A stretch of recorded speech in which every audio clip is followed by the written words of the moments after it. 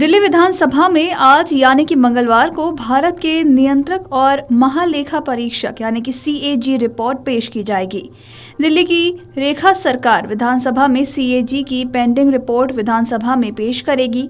बताया जा रहा है कि CAG की 14 ऐसी रिपोर्ट्स हैं जो पेंडिंग हैं, जिन्हें अब दिल्ली की रेखा सरकार विधानसभा में पेश करेगी। इससे आम आदमी पार्टी की मुश्किलें बढ़ सकती हैं और इन रिपोर्ट्स में पिछली आप सरकार की वित्तीय और प्रक्रियात्मक खामियों को उजागर किया गया है। आपको बता दें कि रिपोर्ट सामने आने से पहले बीजेपी के कई बड़े नेताओं का बयान सामने आया है, जिसमें अब प्रवेश वर्मा भी हैं। तो आइए आपको पहले सुनाते हैं कि प्रवेश वर्मा ने CAG की इस रिपोर्ट को लेकर क्या कुछ कहा। महत्वपूर्ण रिपोर्ट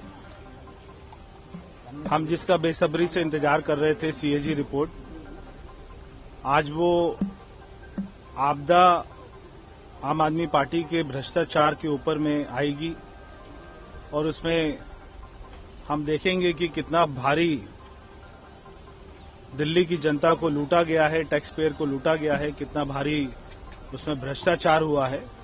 तो एक बार रिपोर्ट आ जाएगी, उसके बाद में आपको डिटेल बताएंगे। बताते चले कि इस रिपोर्ट में पूर्व मुख्यमंत्री अरविंद केजरीवाल के आधिकारिक निवास 6 फ्लैग स्टॉफ रोड की व्यापक मरम्मत को लेकर गंभीर चिंताएं जताई गई हैं, जिसे बीजेपी ने शीश महल करार दिया है।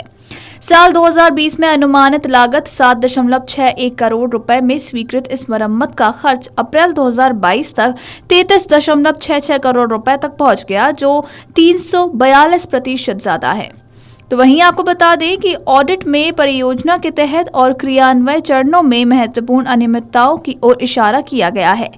बीजेपी नेताओं ने खर्च में इस वृद्धि पर विशेष रूप से आवाज उठाई है। तो वहीं लोक निर्माण विभाग यानी कि PWD ने प्रारंभिक अनुमान 7.91 करोड़ रुपए का तैयार किया था, जो केंद्रीय लोक निर्माण विभाग द्वारा निर्धारित प्लिंग एरिया दरों का उपयोग कर रहा था।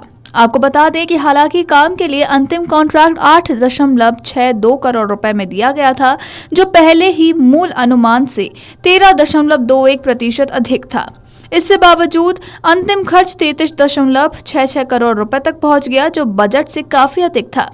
इसके अलावा रिपोर्ट में शीश महल की टेंडरिंग और परामर्श प्रक्रियाओं में संदेहास्पद प्रक्रियाओं को उजागर किया गया है। सूत्रों की माने तो PWD 3 परामर्श फर्मों के चयन के लिए उचित स्पष्टीकरण प्रदान नहीं कर सका, जिन्हें प्रतिबंधित बोली के माध्यम से चुना गया था।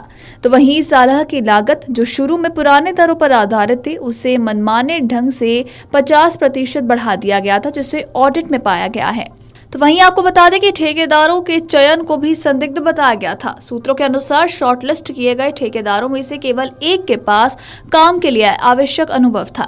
इससे बोली प्रक्रिया की पारदर्शिता पर सवाल उठते हैं। और एक अन्य महत्वपूर्ण निष्कर्ष परियोजना के क्रियान्वयन के दौरान किए गए व्यापक संशोधनों से संबंधित है। CAG रिपोर्ट में बताया गया है कि निवास का एक निर्मित क्षेत्र 36% बढ़ा दिया गया है। तो वहीं 1397 वर्ग मीटर से 1905 वर्ग मीटर तक। इसके अलावा काम के दायरे को उच्च श्रेणी की विशेषताओं जैसे प्राचीन और सजावटी तत्वों को शामिल करने के लिए भी बदल दिया गया था। आपको बता दें कि दिल्ली में प्रदूषण नियंत्रण को लेकर कई खामियां भी सामने आई। रिपोर्ट में कहा गया कि गलत डेटा और तय मानकों का पालन नहीं किया गया और AQI बिगड़ने पर भी मॉनिटरिंग स्टेशनों पर सटीक डेटा रिकॉर्ड नहीं किया गया है। इसी के साथ मॉनिटरिंग स्टेशनों को लोकेशन भी तय मानकों को पूरा नहीं करती। तो वहीं DPCC के 24 एयर क्वालिटी मॉनिटरिंग स्टेशनों पर लेड के स्तर की जांच नहीं की गई। आपको बता दें कि इसी बीच इस रिपोर्ट को आज ही के दिन यानी कि मंगलवार को पेश किया जाएगा। दिल्ली की रेखा सरकार विधानसभा में CAG की पेंडिंग रिपोर्ट विधानसभा में पेश करेंगे और बताया जा रहा है कि इसमें 14 ऐसी रिपोर्ट्स हैं जो कि पेंडिंग है, जिन्हें अब दिल्ली की रेखा सरकार विधानसभा में पेश करेगी, जिससे आम आदमी पार्टी की मुश्किलें बढ़ सकती हैं। Video desk अमरउजाला.com। अमर उजाला जीवांजलि के सारथी की मदद लें और महाकुंभ में स्नान जरूर करें।